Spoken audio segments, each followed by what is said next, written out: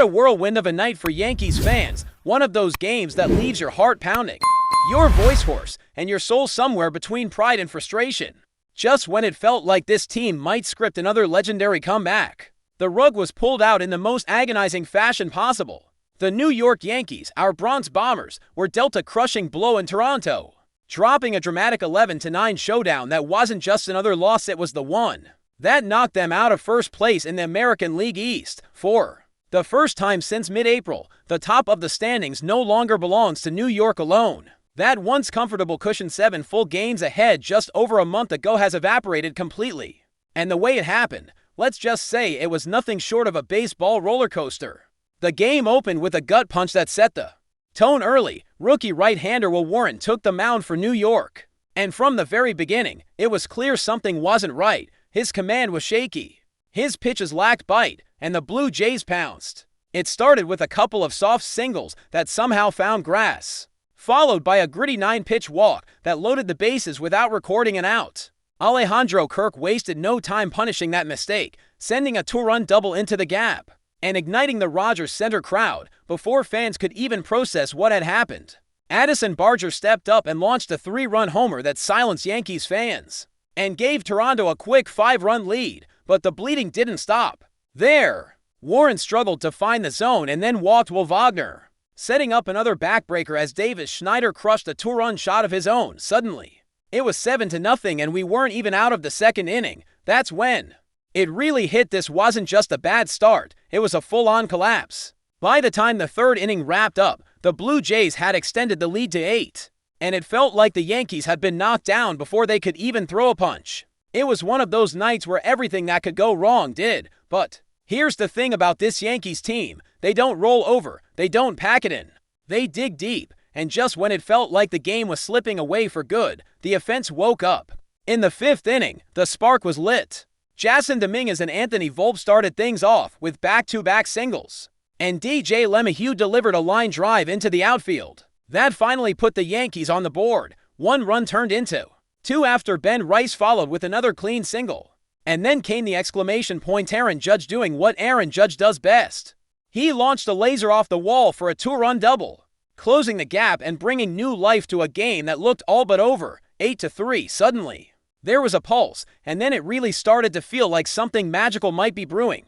Giancarlo Stanton, in one of his most clutch moments of the season, unleashed a monstrous home run that traveled over 400 feet. It was his first long ball since Game 5 of the World Series, and it couldn't have come at a better time. The scoreboard now read 8-6, and the energy in the Yankees dugout shifted completely. What was once a blowout had turned into a battle dot by the time the 6th inning rolled around. The momentum was fully on the Yankees side. Ben Rice led off with a frozen rope double that split the outfielders, and after a predictable intentional walk to Judge, the Yankees had the bases loaded. It looked like Toronto might escape with a double play, but Cody Bellinger hustled down the line to beat the throw, scoring another run and trimming the deficit to just 1. 8-7. At this point, it wasn't just a game anymore, it was a war of wills. Then came the 8th inning, the moment when everything exploded. With 2 outs and a man on, Aaron Judge stepped to the plate once again. This time as the potential tying run, Toronto had been intentionally walking him throughout the series, clearly respecting the damage he can do with one swing. But for some reason, whether it was ego, confidence, or pure miscalculation, the Blue Jays decided to pitch to him. Big mistake. Judge didn't just make them pay, he made them regret it. He absolutely obliterated a hanging sweeper, sending it soaring into the Toronto night for a 440-foot blast that tied the game at 9 apiece. It was his 31st home run of the year, and easily one of the most electric moments of the season. The dugout erupted. The fans watching back home erupted. It was the kind of moment that makes baseball so heartbreakingly beautiful. But just as quickly as the Yankees climbed back into the fight, the wind shifted once again. In the bottom of the 8th, Devin Williams was handed the ball, tasked with keeping the game tied.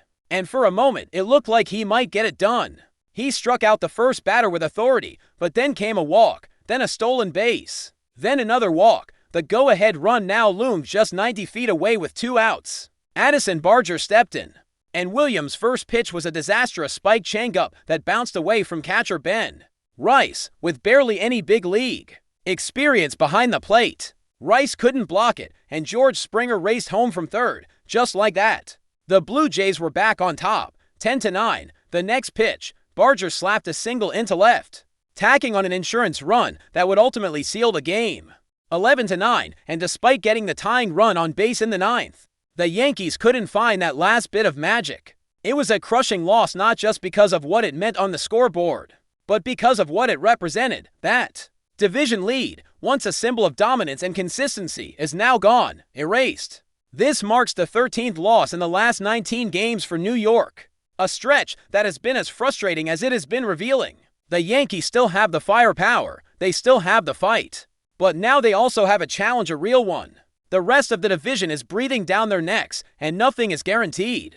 Still, amid the pain and the what-ifs, there's something to be said for how this team continues to battle. That comeback wasn't smoke and mirrors, it was raw, determined, powerful baseball. It showed resilience, it showed leadership, and even though it didn't end in victory, it proved that the heart of this team is still beating loud and clear. Judge continues to be the anchor, the young guys Volpe, Rice, Dominguez are showing flashes of brilliance, the lineup still has punch. And with 3 months of baseball still to play, this story is far from over. Tomorrow night, the Yankees will have a chance to punch back and avoid the sweep. Clark Schmidt will get the ball, facing off against Chris Bassitt in what suddenly feels like a must-win. It's not just about salvaging one game in Toronto, it's about sending a message. The division may be tied now, but there's still time to reclaim that throne.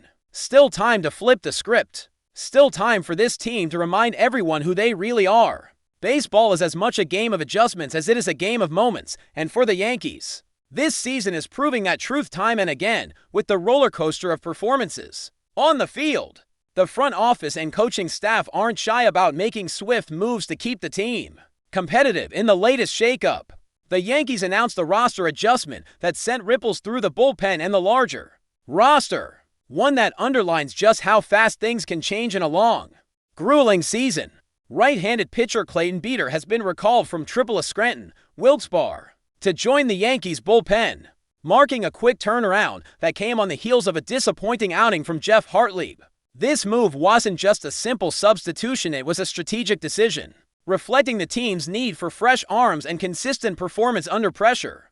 Hartlieb's brief stint with the Bronx Bombers was exactly that brief. Called up only a day earlier, he pitched 1 inning but was tagged for 3 runs, an outing that left the Yankees with no choice but to designate him for assignment. The cruel reality of baseball is that the margin for error at the major league level is razor thin, and unfortunately for Hartlieb, his chance to make an impact slipped away before it even fully began. Hartlieb's journey this season had been promising at AAA, where he pitched 35 innings with a respectable 3.3 for earned run average and showed a strikeout rate north of 26%, impressive numbers that earned him his shot with the big league club. What made his AAA success particularly notable was a strategic change in his pitch mix. The Yankees coaching staff encouraged him to lean heavily on his slider, a pitch he threw over 53% of the time in Scranton this year, a significant jump from his career highs in previous seasons. This adjustment paid off, boosting his strikeout rates and keeping hitters off balance, as evidenced by an outstanding swinging strike rate of 17.2%. Yet, despite this success and promise, the jump to the majors proved challenging, and his first big league inning didn't go the way he or the team hoped. But before we continue, please remember to join our channel and give this video a like. Your support allows us to keep bringing you the latest news about the New York Yankees. Feel free to share your thoughts on the news in the comments. Whispers are growing louder in the Bronx, and the buzz among fans and insiders suggests that ISIAH KINER-FALEFA may be donning Yankees pinstripes sooner rather than later. While nothing has been officially confirmed by the front office, sources close to the situation indicate that the Yankees could be making a strategic move to bolster their infield defense, and KINER-FALEFA seems to be the name on everyone's lips. The versatile infielder, known for his glove work and defensive reliability, is rumored to be heading to New York as part of the team's ongoing efforts to tighten up the left side of the diamond. Though KINER-FALEFA isn't the kind of blockbuster name that ignites headline frenzies, his value is quietly appreciated by scouts and coaching staffs across the league. With a Gold Glove under his belt and the ability to play both shortstop and third base at a high level, his addition could be a subtle but significant piece in the Yankees' puzzle. This isn't the first time Kiner-Falefa has been linked to the Yankees. Past trade deadlines and off-season discussions have occasionally featured his name, but now, the talk feels different, more grounded, more imminent. Insiders point to recent roster moves and shifts in the Yankees' infield configuration as potential indicators that space is being made for a defensive-minded addition. Fans are already speculating about what Kiner-Falefa's presence could mean for everyday starters. Would his arrival push a current infielder to the bench? Could he become a late-game defensive replacement or even slot into a regular starting role? Depending on matchups, the questions are many and the answers remain elusive for now. Though the Yankees have yet to make a formal announcement, social media and team focus forums are already abuzz. If this move comes to fruition, it might not be the splashiest transaction of the season, but it could be one of the most calculated. After all, championships aren't just built on big bats sometimes. It's the quiet consistency of a sure-handed glove that makes all the difference. Stay tuned. This rumor might soon become reality. That's it for this update. If you enjoyed the video and want to keep receiving exclusive news about the New York Yankees, please subscribe to our channel and give us a like. We always appreciate your comments and opinions. See you in the next video.